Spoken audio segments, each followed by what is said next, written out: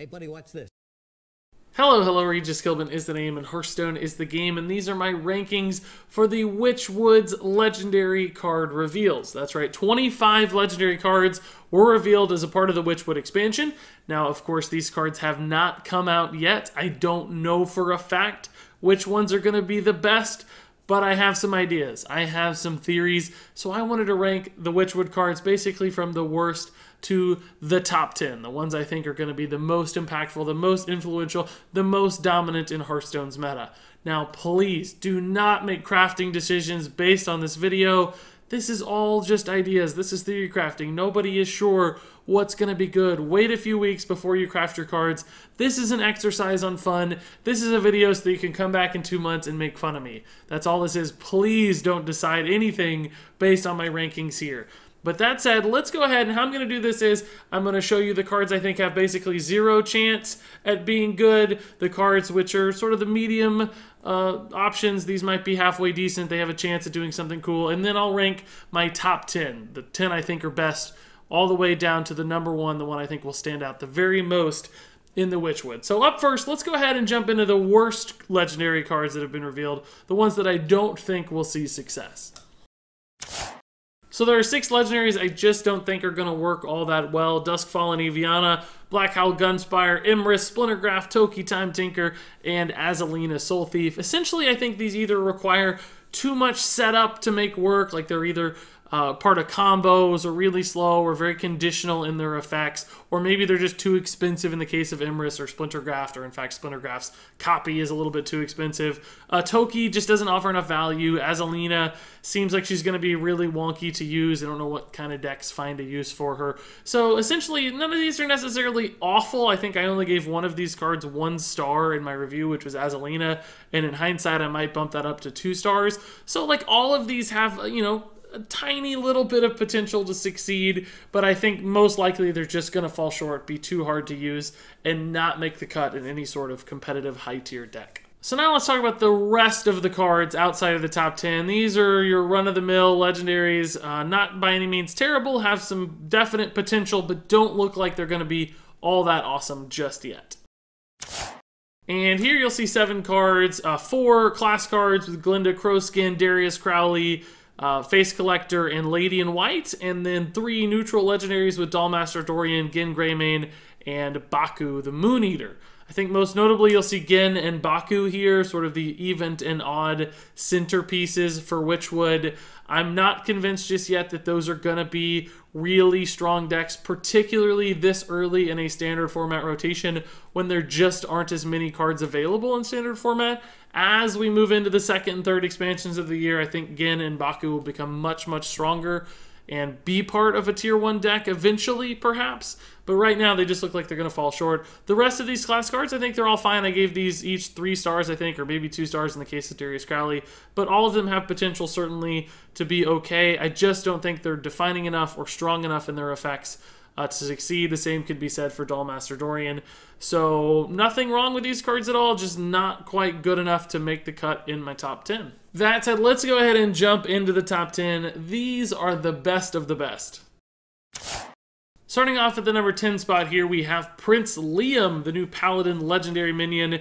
And the reason I like Prince Liam is essentially that he has a really good base stat line as a 5-mana 5/5, and he has an effect here that can do a lot of work, taking really bad cards and turning them into somewhat good cards, or sometimes even amazing cards.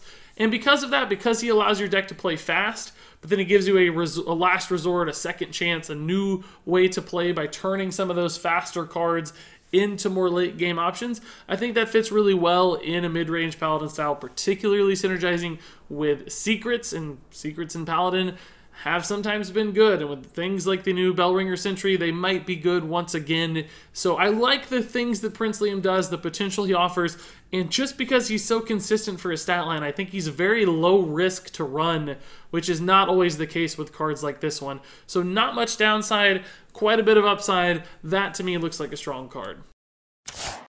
Moving on to the number 9 spot here, we have Houndmaster Shaw, a new 4-drop legendary for Hunter, and it's a 3/6, and it reads, your other minions have Rush.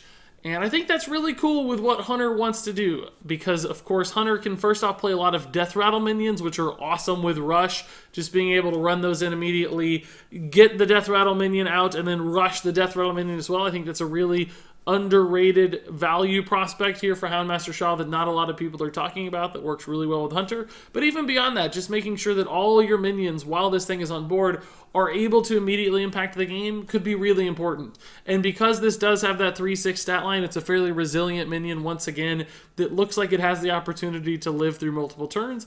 It combos with specific things.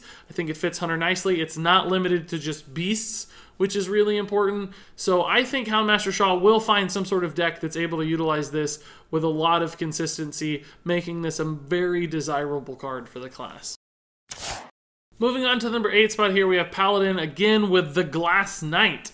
And this is a card that a lot of people have actually rated pretty poorly. I looked at some community ratings. Glass Knight was one of the lower rated legendaries in the set. And I think that's because people are really focusing on the text of this card. Whenever you restore health, gain Divine Shield, and people are saying, oh, this is like a heal synergy card, heal Paladin's not going to work, so they're trashing the Glass Knight, saying it's not going to be any good. For me, I'm looking less at that, and I'm just looking at the fact that this is a 4-mana 4/3 with Divine Shield, which makes it this sort of piloted Shredder-esque minion that could become very scary on its own right, even if you never actually heal it to restore that Divine Shield. But then when I consider things like Lifesteal, which give you more consistent ways without really building your deck into a heal deck, it could just be a Lifesteal deck, or even just a True Silver Champion deck is another way to gain an extra Divine Shield. As soon as you get like one extra Divine Shield on this card, it's completely busted strong as a board presence sort of minion. It's going to get lots and lots of trades, a lot of value. So I don't think it's going to be hard to get this effect to work, or at least not particularly hard. But even if you can't, I still like the Glass Knight as just a mid-range minion for Paladin. So I think this card's going to see play one way or another. I'm actually pretty positive the Glass Knight's going to be a solid Hearthstone card. So up next at the number 7 spot here, we have Shaman's Hagatha the Witch, the one and only Death Knight for the expansion. And there are a couple things I like about Hagatha. First and foremost, her battle cry here, as you can see, it's not bad at all. It can clear the board. Sometimes you just need that mid-sized AoE card, and dealing 3 damage is good. We've seen that with Hellfire. So Hagatha's going to give you the time needed to play her. You're going to find turns where she does work quite well. And then finally you get her hero power, that passive effect that adds a shaman spell, a random shaman spell to your hand every time you play a minion. And that just passes back so much absurd value. You're going to be able to generate so many cards and so many spells. And we've seen Death Knights that offer long-term value can do a lot of work. Now, shaman spells on average right now aren't great. I think as the, again, rotation moves forward and we get more and more expansions and more good shaman spells, I think Hagatha will get even better and better. And if you looked at this card again in like 8 months, 2 expansions down the road, she might be the #1 card on this list. Right now, I'm not quite as confident she's going to work, or there's going to be an archetype that supports her immediately, but the raw potential for Hagatha is there. This is just one of those absurd value generators that could be really, really scary in a control deck. So I have quite a bit of faith Hagatha's going to work fairly soon, and she's going to just be absurd down the road, and we're going to hate this card eventually. That's how good Hagatha could be. Moving on now to the number 6 spot, it's Lord Godfrey for Warlock. And I will say this is a card that the community absolutely loves. This is one of the highest rated legendaries I've seen from community ratings. I like it a lot. I'm not quite as high as everybody else. Clearly, Lord Godfrey is going to be an incredible swing turn when you play it. He's going to be able to clear a board and develop a 4/4, making him this sort of super Firelands portal, where instead of just killing one thing, you kill multiple things, and you just still develop a really nice minion for 7 mana. And in that context, he looks absolutely ridiculous. The only thing holding back Lord Godfrey just a little bit for me is that he's a fairly expensive play as an anti-aggro sort of card. You'd much rather have Defile or Hellfire very often in Warlock to help you stabilize early. That doesn't make Lord Godfrey bad, because you can run all 3 of those. It just limits his utility a little bit, and I'm not sure every Warlock deck will make room for Lord Godfrey. So still a fundamentally strong card, frankly an amazing card, just not quite at the top of the list for me, although clearly still very, very, very good. So now let's move into the top 5 here with Tess Greymane. And a lot of people aren't as high on Tess Greymane as I am, but I think this card has a lot of potential to be a N'Zoth slash Yogg-Saron card for Rogue because it replays every card you've played from another class. That means minions and spells and weapons, basically just a big pile of stuff is going to hit the board all at once when you play Tess. Not to mention the Tess herself is a 6/6 as well for 8 mana. So it's a pretty efficient play, even if you only got a couple things out of Tess. Only if she summons you a couple minions or played a weapon and a spell or two, you're going to get some immediate return on your value. Now, yes, there's some randomness in play. Spells could backfire. Minions might not always be the best minions in the world, but there's a lot of upside potential too. You could get multiple Tyrians, for instance, and summon 2 Tyrians with your Tess Greymane and have like the happiest moment in Hearthstone ever. And somewhere in the middle there, between the low rolls and the high rolls, of course, is going to be the average. And I think most of the time, usually Tess Greymane is going to offer a lot of benefits when you play her, and she's going to really immediately impact the board, not to mention that you can control that aspect of it as well, based on which stolen cards or burgled cards or borrowed cards that you play. If something looks like it's going to really ruin your Tess Greymane turn, you don't necessarily have to play it. Now, a lot of people will challenge this card and say, yeah, but Burgle Rogue, where you steal stuff from your opponent's class, that's never going to work, Regis. That's a deck archetype that's just not going to be successful. You might be right. I think, in fact, you're probably right. I think it's going to be really, really difficult to make that exact archetype succeed. Almost regardless of that, Tess Greymane could be an amazing card in a low-tier deck with things we've seen like Kingsbane, for instance, fantastic card in a fairly low-tier deck. And beyond that, I'm not sure you have to build an entire Burgle deck to make Tess Greymane work. Maybe just a couple Blink Foxes, maybe a Pickpocket is enough to empower your Tess Greymane without really centering your deck all around it. So she might just be one of those things you can toss in with just a few supporting pieces and still get a nice value return on. Even a single Pickpocket, for instance, in a more value or control-oriented deck might be enough to make Tess Greymane good. So I think this card has a lot of potential as a big swing card, a big old gods style card like N'Zoth or Yogg-Saron, and I frankly can't wait to see it. I think it's going to be a big winner. Up next to the number 4 spot here, we have Ark Mage Arrugal for Mage, the 2-mana 2/2 that reads whenever you draw a minion, add a copy of it to your hand, which means you can just draw all the minions and copy all the minions in combination with things like Book of Specters, for instance. In a minion-based deck, you draw yourself 3 minions, you create 3 copies.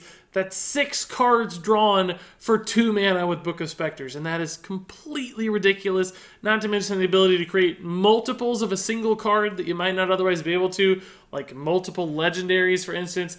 The potential there is crazy, especially as more and more legendaries get introduced to the set. Really big battle cries and high-value legendaries open up even more options for Arrugal. So yeah, maybe he could work in a more aggressive deck, an elemental deck, but he might even work in like a control or value deck too. There are some difficulties, of course, getting exactly what you want off of your card draw, but Blizzard keeps adding more and more tutor cards, essentially cards that allow you to draw specific sorts of things. So Arrugal in combination with those could open up a lot of really big possibilities. So this is a card that seems to have some immediate potential for Mage, but also a lot of long-term implications. So I think this guy is going to be an all-star card at some point for sure.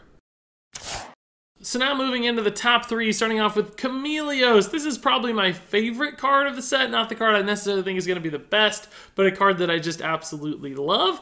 Not everybody shares my opinion here, but Camellias, despite being a little 1-mana 1/1, I think offers some real value to Priest because it's essentially a scouting opportunity. If this card is in your hand for multiple turns, you're going to learn so much about what's in your opponent's hand that it's going to offer you just an absurd strategic advantage. You're going to be able to play around stuff. You're going to know exactly what they have. You're going to be able to set them up to make plays. You can create high-friction moments.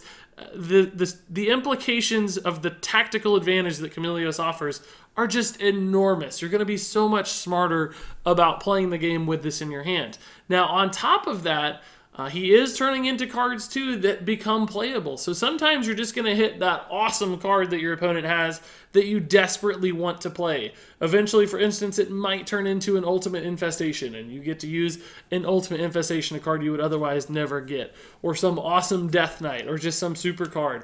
And other times it might be the sort of card you just have to play in a pinch, because you're looking to hit the board, create, a little road bump, essentially a speed bump for your opponent if they're an aggro deck. stuff to just slow them down, or stuff that just fill your curve. So Camellias, in a higher-minded sense, in a strategic sense, offers so much value, but also just as a card generator. Sometimes you need stuff. Sometimes you need to fill in the gaps in your mana. And Camellias can do that too. And then there are those just crazy high upside moments he can provide as well. So across all three of those things, the informational advantage, the in a pinch emergency situations, and the super high roll upside opportunities, when you combine all of those, you have a card that has multiple ways to find use. And really, I think the only downside for Camellias is top decking it. It's not very good the turn you draw it because it hasn't yet transformed anything, so it's not offering you an option or an informational advantage. But I think that one small downside is fine in a class like Priest, because Priest is usually known to have a bevy of options that can do so many given things on a turn that you can usually sacrifice one card draw when you've got other things to do. Not to mention, of course, that Priest can often draw a lot of cards too in the right sort of deck, so it might just be drawn among three other cards from a Northshire Cleric turn and not hurt you at all. So at the end of the day, I like Camellias a lot. There is the chance this could just fail because nobody thinks it's valuable, and the stats won't necessarily convey that very well. So maybe that will hold Camellias back more than anything, is a perception that it's bad as opposed to it actually being bad, because it won't necessarily improve your played win rate or drawn win rate. It might just sit in your hand and not necessarily convince people that it did anything or show up in the numbers, but I hope that's not the case. I hope people recognize the value, and I hope, in fact, it does end up being valuable, because I certainly believe that it will. So moving on to the number 2 card here, I think it's the most obvious pick of this entire list. Countess Ashmore just includes so much value. She's the new curator, a card that was great. Looks like she might be even better because she draws 3 really powerful keywords. So there's going to be some deck that uses this to refill their hand. Some mid-range deck, some control deck is going to find a way to use Countess Ashmore, because you probably want to run Rush, Lifesteal, and Death Rattle cards anyway. Even if you only ran 2 of the 3, you'd still get a great return on your investment with Countess Ashmore. Her body's great for a 7-drop. She's a cool-looking card. So many different decks have access to her as a neutral card. This card is just going to be played. It's going to be a part of a real deck, of a Tier 1 or a Tier 2 deck. So absolutely a safe bet. Now, that said, I don't think Countess Ashmore is like the highlight or star card of any deck. She's just a nice piece of the puzzle. One of the things that gets you to your win condition, but not necessarily the win condition itself. And therefore, I don't think she stands out quite as much as the number 1 card on my list, which, via the process of elimination, you should have figured out what it is by now. That said, let's go ahead and talk about that number 1 card. It is, of course, Shudder Walk for Shaman. Anyone who watched the reveal live stream of all the final cards there, the final day of the reveal season, saw Shudder Walk in action, and this thing is just crazy. Repeat all other battle cries from cards you played this game. And if you build a deck to support that, the potential is limitless. Because not only can you get like crazy onboard value from summoning minions and killing your opponent's stuff, drawing cards, there's like a million things battle cries do very, very well. You can also just generate infinite Shudder Walks, both on board but also in your hand and in your deck, which means the potential for it to snowball in the late game is just enormous. It's an infinite resource that just refills your deck, so it can be a fatigue card. It refills your board every time, so it's a big board builder like N'Zoth or Gul'dan. I just don't think there's going to be any card in the game right now which offers as much on-board presence and swing potential as Shudder Walk. And somebody's going to build a refined deck list with all the right battle cries to make this thing just the perfect turn. And in fact, probably a perfect turn that's going to happen multiple times throughout the course of the game. So it's going to be one of those instances where when you play Shudder Walk, there's a really, really, really good chance it's going to win you the game in some way or another. If not immediately on that turn, because you summoned a giant board of 6 6s, then at least maybe 5 turns down the road after your 4th or 5th Shudder Walk, when your opponent can't handle all the answers.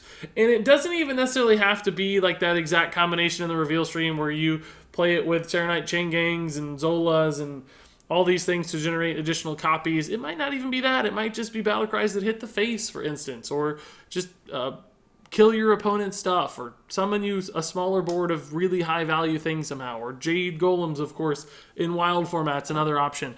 So Shudder Walk just looks absurd to me. The amount of value this thing puts into play immediately is absolutely ridiculous. Everything about this card is just fascinatingly cool and strong, and frankly, a ton of fun as well. So I'm pretty darn sure somebody's going to build a deck list to make this thing work really well, and it's probably going to feel oppressive when that happens. Like, it's going to be very frustrating to play against, which isn't necessarily the best thing, but boy, is it ever going to be fun to play. I do think Shudder Walk will end up being maybe the most meta-defining and star card of the entire set. Now, of course, there's a chance it doesn't work at all, unlike Countess Ashmore, which I think is like 100% lock. But because the impact of this one could be so much bigger and so much more defining, that's why I gave Shudder Walk the #1 spot. And there you go, guys. That wraps it up for my rankings of all of the legendary card reveals from the Witchwood. Once again, do not make crafting decisions based on this video. Wait a few weeks. I have no idea if this is going to be accurate. And in fact, there's a really, really, really good chance I'll be completely wrong, as has been the case in many past expansions. And that's the fun of making this video. I'm giving you my ideas, I'm giving you my theories, I'm explaining why I think these things work, but we're going to come back and review this in a month or two, and we're going to see exactly why I was wrong, why these cards have issues, why other things are surprisingly good. It's going to be a great learning experience, and you'll get to make fun of me too, which is always a nice little bonus. All that said, guys, share your thoughts already. What do you think? Make your bets in the comments below. What's going to be your top legendary card in the Witchwood? Which ones aren't going to be very good at all? Which ones belong at the bottom of the list? Essentially, share all that because I want to hear your take. I want to hear your thoughts. I want you to lock in your bets as well. But until then, thank you so much for watching, and until next time, game on.